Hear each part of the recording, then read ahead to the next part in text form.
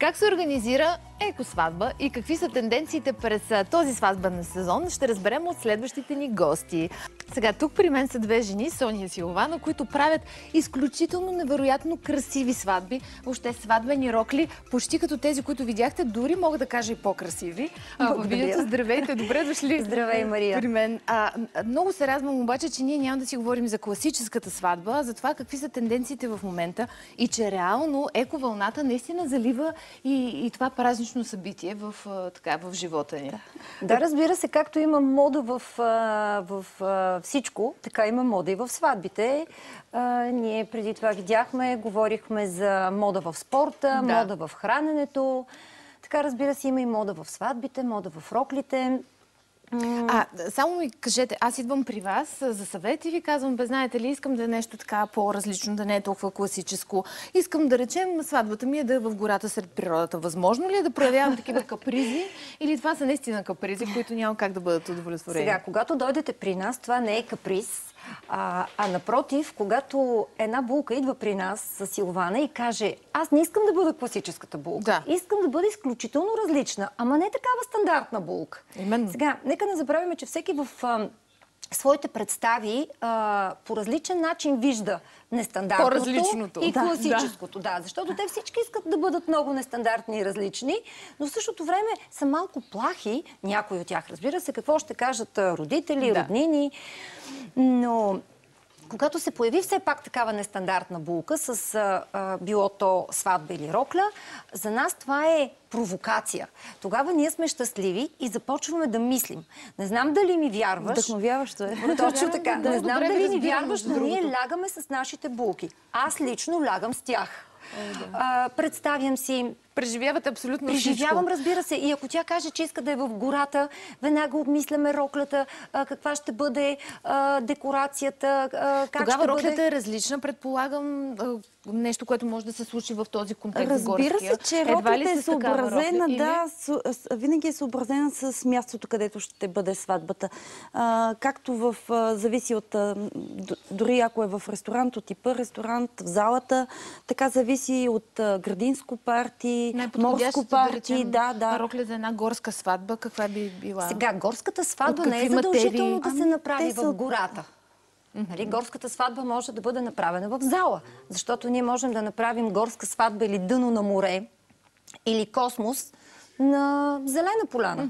Но въпросът е дали материите, това, което да разбира се, задължително до природата. Съобразени, да, те са ефирни, леки, коприна, шифон изключително се използва в този момент, за да може все пак и движението на булката да бъде, да бъде по-свободно. Тъй като си говорихме в началото преди вашето гостуване за вегански десерти, може ли нещо такова да бъде сервирано на гостите? Изключително биохрана, вегански десерти, веганска храна? Аз съм запозната с... Нека да кажа първо, че правилното хранене и здравословното хранене и диетичното хранене са много различни неща. Защото това, което видяхме преди малко, е прекрасно, но то съвсем не е диетично. Сега, когато говорим специално за сватба, на една сватба присъстват доста гости и е малко сложно да ги нахраним, да използваме суровоядството, да ги нахраним с чия, с киноа и с семена. Няма как да се получи. Вече е прекалено абстрактно. Но все пак, защото това е сватба, която продължава 7, 8, 9, 10 часа. И те няма да имат сила да танцуват. Но все пак, ако се върнем назад в миналото, сватбите се правеха с скари, много месо, топли гарнитури, студени гарнитури. Сега наистина почти всички домакини, първото нещо, което биха искали да направят е да зарадват своите гости с гурме меню, с нещо по-различно, по-ефектно. Точно така. Използва се черен ориз, използват се леки меса. Използват се, доста често се използва в сватбите елда, киноа, в салати. Така че все пак предпочитат здравословното хранене. Добре, искам да ви попитам коя е най-странната сватба, която сте правили. После ще разгледаме тези прекрасни рокли. Ами, ние сме правили постоянно. Значи, ние нямаме обикновени сватби. То или ще е горе в планината, или ще се спускат с ски. Наистина ли? Да, и ще подписват. Булката е облечена като булка на ските. Не беше облечена като булка, имаше само вуал. Спуснаха се всички по пистата и точно пред чайната, под арка, направиха, нали, своето подписване. И всъщност ви организирате всичко и пистата, така ли? Разбира се. Ние можем да направим всичко. И ставате с булките си? Ами да, ако сватбата трябва... Това не значи, че една класическа сватба не изисква нейното време, мисли и така нататък. Защото в една стандартна класическа сватба също може да има прекрасна рокля, прекрасна декорация, разбира се, сценария и организацията са също част от... Те също са подчинени на темата и на концепцията. Да. На цялата организация. Но тази година, само да кажа, Мария, ти между другото си облечена като шаферка за нашата градинска сватба. Нали? Това може да се нарече, че една градинска сватба. В вашето студио е прекрасно, широко, но няма как да покажем всичко, което можем да представим. А пък аз съм досета с горска сватба и до миналата година 90% от булките мечтаеха за морският бряг. Тази година 90% от булките предпочитат горски сватби. Всичко това ги впечатлява. Точно така. Много зеленина, много дърво, много пръчки, падащи зеленини, точно така. Покривки, мъхове лиши. Дървени столове. Да речем за една горска сватба такава рокля би ли била подходяща с едни финни пера? Много е красива, много е финна между другото. Ами да, тя е доста ефирна, доста лека и удобна. Изработена от... между другото не е бяла, в нея има цвят, който е леко сиво-студено. Тук има една истински бяла рокля. Да, само имаме, ще покажем и бяла, да. Но тенденцията е като шампанско, а в случая е съчетано с шампанско с сиво-зелено, което е доста подходящо за една такава горска сватба. Ръкавите са, леко прозира даже. Това е точната рокля за горската сватба. Нали? Виждам, че там на щендъра има и друга рокля с пара. Те актуални ли са в момента? Те всъщност са дори две рокли с финните перца. Те в нашата колекция присъстват често тези пера. Те са актуални не само в сватбените, те и в кежуал модата присъстват много, но ние сме ги сложили в една сватбена рокля. Тя също е подходяща за горска сватба, но е по-обемна, по-ефирна. Ето тази ми направи впечатление, когато ги разглеждах преди това. Това е топ с пола. Това е топ? Да, не е рокля, която за едно градинско, морско или всяко парти на открито е доста подходяща. Тя по-добре изглежда, когато е облечена. С този ефирен топ стои много елегантно. И ако е на плажа, може да бъде с еспадрили. Ако е в гората, може да бъде с кец, тип маратонка. Да, няма проблем. Аз исках да ви питам, защото си говорихме за цветовете, че сега те са в нюансите на бялото. Има ли, да речем, бъдещи булки, които искат черна, червена, съвсем различни рокли? Ами, не. Чисто като да, но определено е тенденция цвет влиза в булчинската рокля. Бил той под формата на блъш, карамел, телесните цветове, телесните нюанси, прасковата влиза в булчинската рокля, нали, отново съчетана тази рокля е подходяща за този сет в момента. Да, за това беше градински сет. Сега ще ги науча и аз. Така, ето тук виждаме дантелата, обаче като че ли никога не излиза от мода, нали? Да, тя е царицата на материите и просто е вечна за мен. А вуалите задължително ли присъстват в Ами, зависи от роклята, зависи дали стои добре на роклята, но да, почти на всяка рокля един дълъг, елегантен вуал стои много добре и булките доста добре и умело ги ползват и съчетават в роклите си. А вие какво предпочитате? Да речем да дойде бъдещите младоженци при вас и да ви кажете, измислете ми вие всичко. Не ме интересува къде ще бъде. Те обикновено така правят. Така ли? Да. Те идват с някаква идея елементарна. Има някои, които казват, аз все още не знам, мисля го и след дълги разговори, коментираме къде ще бъде, какво предпочитат, какви за да цветове разберете, може би, харесват. какъв типаж хора са те. Точно така, разбира се, ние не се познаваме. Да. И... А ти казваш, че миналата година са били доста... Тенденцията е била морските. Да. Какво означава обаче морска сватба? Подписването на брега? Сега, морската сватба там, или... има своя чар. Хората, които обичат морето, предпочитат морските сватби, но те са доста сложни и не са за всеки. И веднага обяснявам защо. Когато отиваме да подписваме на брега на морето, те си представят къси панталони за шаферите, да. Представят си навити ръкави, естествено в два коша отстрани се слагат джапанки, защото морето, знаете, изненада по всяко време. Но родителите, които са облечени с костюми... Това е малко по-консервативната част. Да, трудно биха събули обувките. И така работим върху една морска сватба, след което веднага обръщаме друга тема и правим друга тема. Случва се на финала да обърнете целият сценарий и концепция. Или пък морската сватба може да се направи и в зала, може да се направи в ресторант, може да се направи в шатра. Чакайте сега, ние всичко можем да направим. Морска сватба в зала. Нали? Аз и тук мога да ви направя аромат на бор.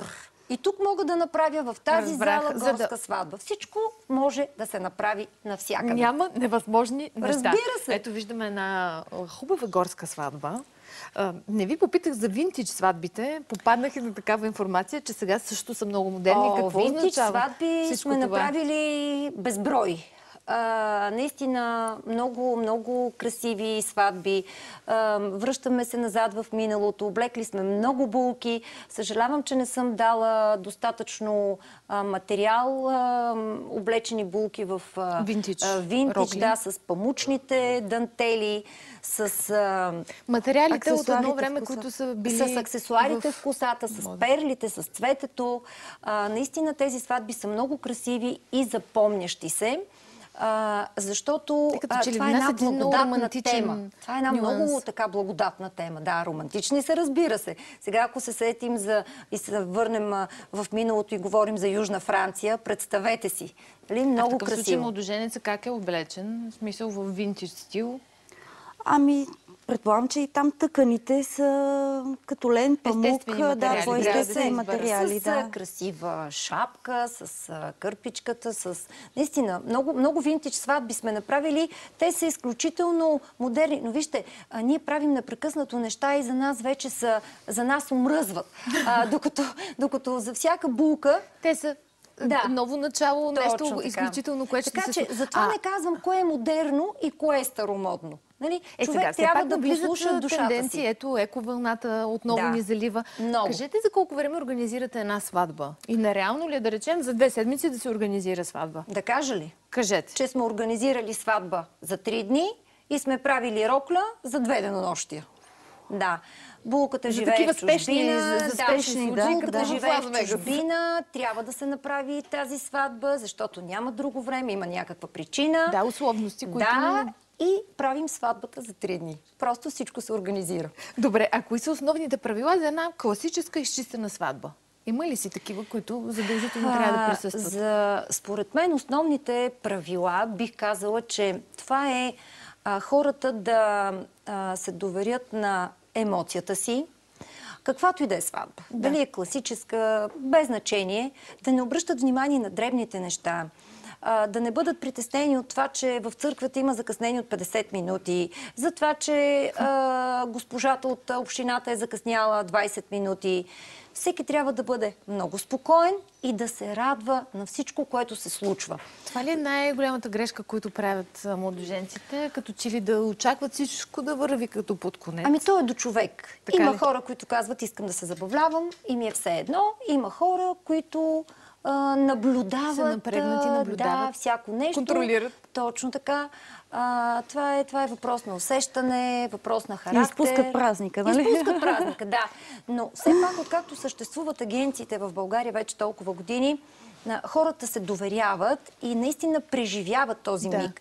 Защото нашите родители не са запомнили нашите сватби. Знаете как се организираха.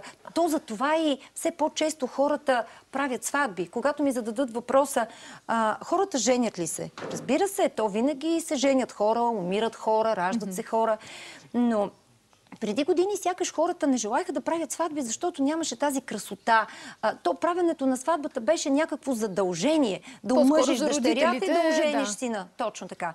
А сега го правят с много любов, с много желание, защото всичко около тази сватба е красиво. И с доста стил. Между другото, и снимките, които видяхме, са изключително така показват едни стилни сватби. Трудно ли обаче се намира златната среда между това едно нещо да изглежда стилно, елегантно и лекичко да прехвърля към кичели?